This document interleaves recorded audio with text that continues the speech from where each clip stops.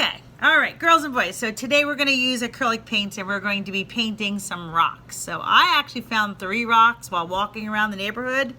But you can also do this project by painting on shells. Okay, they're fun to paint on, or any other natural item, but rock shells, whatever you choose, will look great. So today I'm going to be painting on a rock. So I took these rocks and I washed them and I dried them off. I didn't want them to be wet while I'm painting them because then the acrylic paint gets a little drippy on them. So I'm just going to take 2 of my rocks away. I'm just going to work on this rock right here. And so once you have a plan of what you think you might want to do to that rock, you need to first use a base paint. So I'm going to get my plate. I'm going to use some base paints here. So I think I'm going to start with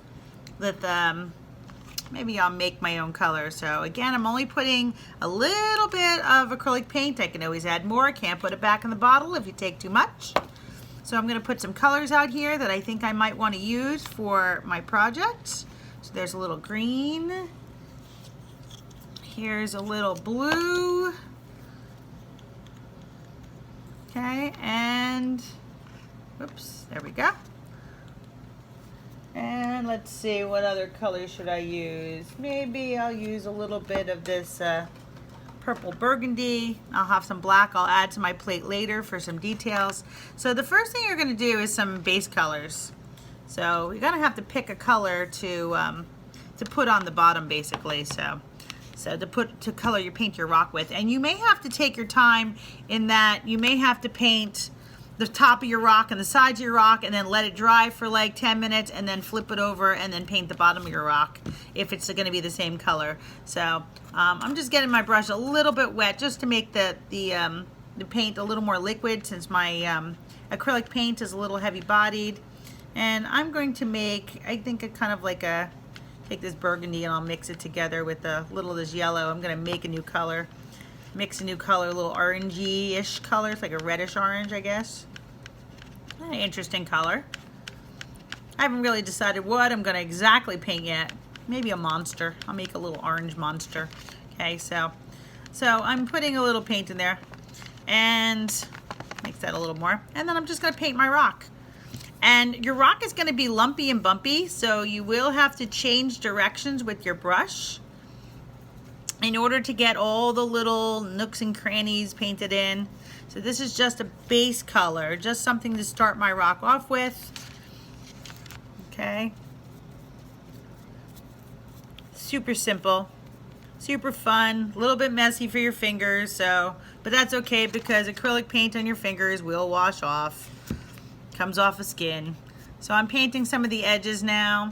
Need a little more paint, so let's get some more of this. I don't have to paint the top and the bottom the same colors, but if I wanted to, I could.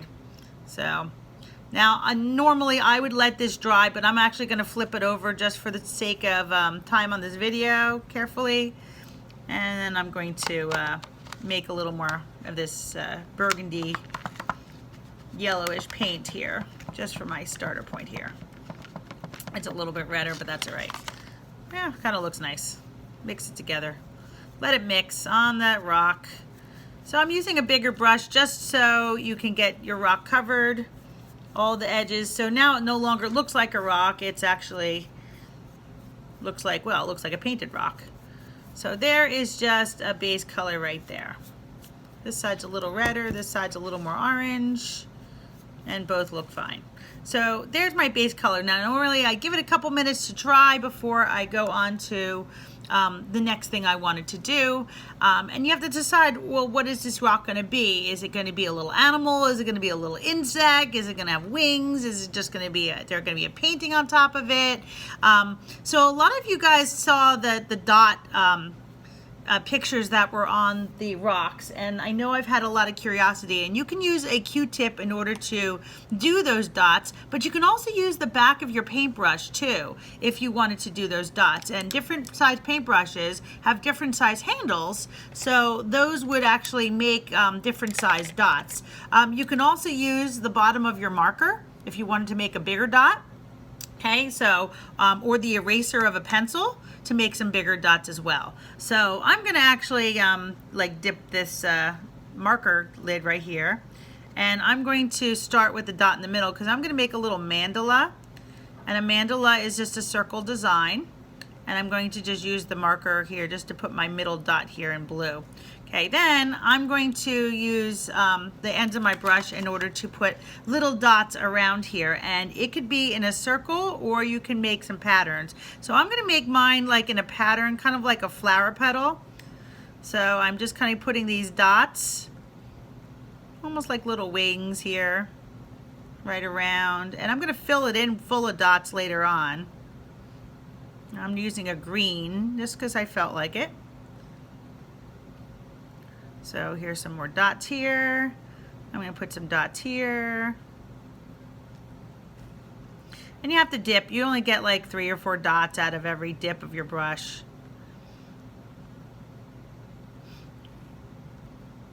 You get little nice dots there. This is a little time consuming, but once you understand how to do it, it's kind of fun to have something that looks a little different, looks more complicated than it really is.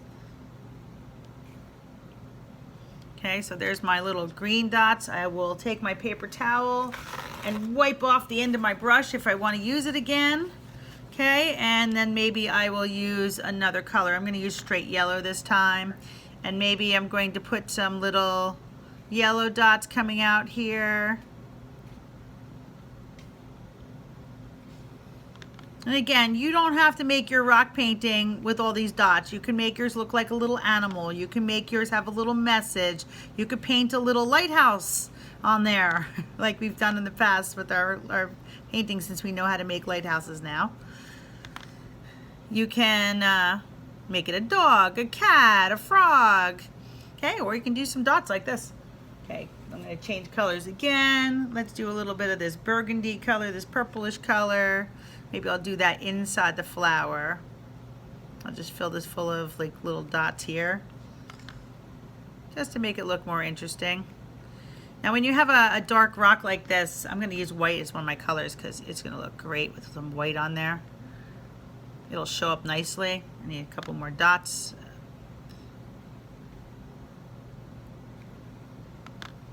There we go. Fill in those petals a little bit. And if the dot's dry, you can overlap your dots. So you can put a dot on top of a dot.